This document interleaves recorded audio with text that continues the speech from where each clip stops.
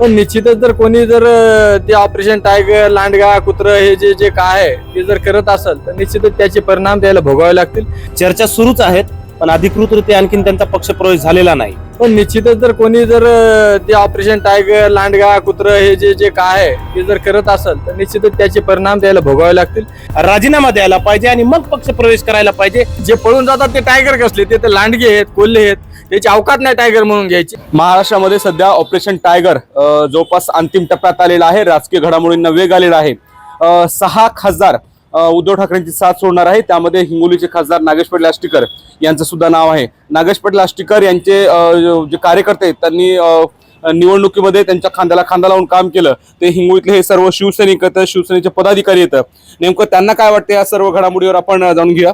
मला सांगा, आता नागेश पाटील आष्टीकर उद्धव ठाकरेंची साथ सोडणार आहेत, वेगळा गट स्थापन करतील अशी चर्चा सुरू आहे. नाही, आम्ही नागेश पाटील आष्टीकराचे कार्यकर्ते नाहीत. आम्ही उद्धव बाळासाहेब ठाकरेचे कार्यकर्ते आहेत, बाळासाहेब ठाकरेचे कार्यकर्ते आहेत. त्यामुळे कोण आलं कोण जाईल हे आम्हाला काही घेणं नाही. आम्ही सदैव उद्धव साहेबांच्या सोबत राहणार आहोत आणि राहणार, शेवटपर्यंत राहणार.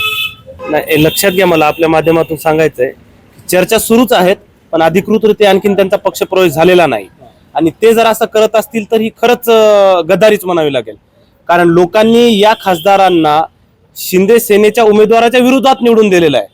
संजय देशमुख असतील, नागेश पाटील आष्टीकर साहेब असतील किंवा जे काही मंडळी आहेत हे महायुतीच्या उमेदवाराच्या विरोधात निवडून आलेले आहेत. म्हणजे मतदारांनी महायुतीच्या विरोधात कौल दिलाय. आणि तुम्ही आज जर महायुतीत सामील होणार असाल तर सगळ्यात अगोदर या लोकांनी काय करायला पाहिजे, यांच्या खासदारकीचा किंवा आमदारकीचा राजीनामा द्यायला पाहिजे आणि मग पक्षप्रवेश करायला पाहिजे आणि मग जनतेला सामोरं जाऊन निवडून येऊन दाखवा. आणि ही जर असं जर होत असेल तर ही पक्षासोबत गद्दारी आहे.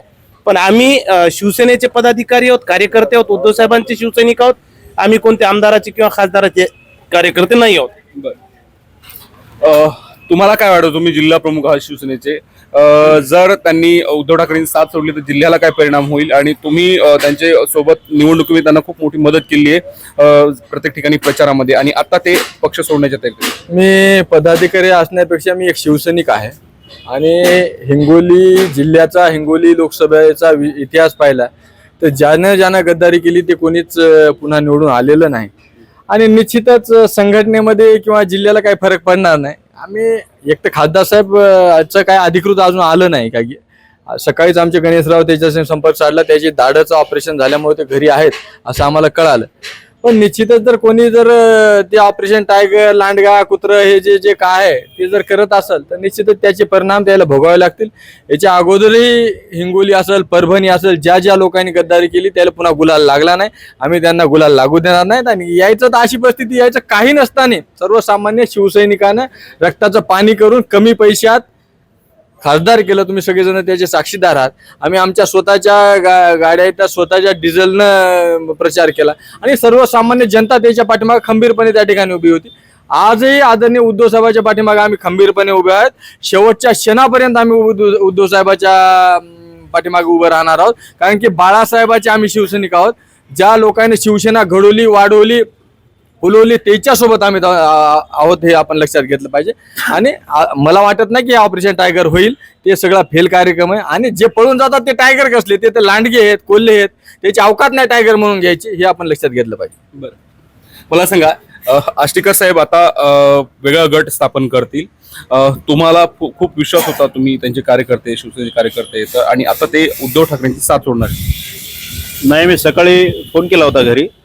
मला कळालं की त्याच्या दाताचं ऑपरेशन झालेलं आहे आणि ते आराम करायलेत. म्हणून मला असं वाटत नाही की ते जातील म्हणून. बरं, आष्टीकर साहेब दिल्लीमध्ये आहेत असं कळतंय? नाही, साहेब गावाकडेच आहेत. सकाळी जेव्हा बोलणं झालंय आमच्या कार्यकर्त्याशी तेव्हा साहेब गावाकडे आहेत. त्यांच्या दाताचं ऑपरेशन झालेलं आहे आणि साहेब जातील असं वाटत नाही. छत्रपती शिवाजी महाराज शिवसेना कार्यालयात उद्धव ठाकरेंच्या पाठीशी आम्ही ठामपणे असल्याचं या ठिकाणी ते सांगत आहेत. माधव, एबीपी माझा, हिंगोली.